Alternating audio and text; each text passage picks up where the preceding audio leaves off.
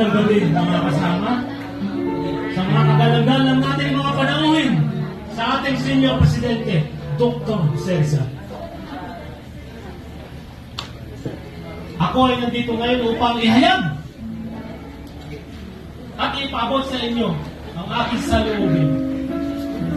Ano ito isinublong ng aking mga sundalo na kayo nakikipagsabota sa mga Amerikano?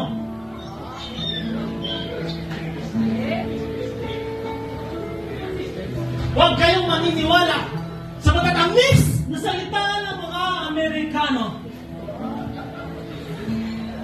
Sa halip na tayo nandito ngayon nakaupo, dapat nandun tayo sa labas, nangangalap ng mga armas, naghuhukay ng grisera, tinuturuan ng mga kababayan para lumaban. Negosyo o kalayaan, bayan o sarili. Pumili ka. Kilala kita. Kasama ka sa gobyerno sipil ng Kastila.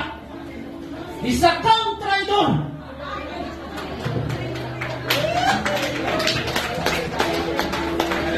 Pinakuutos mo sa akin mga sundalo na arestuhin ka.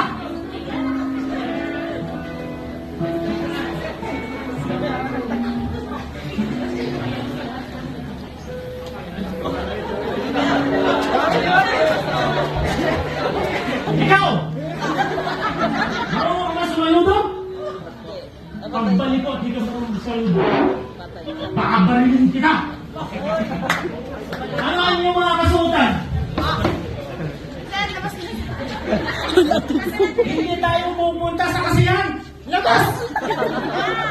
Labas!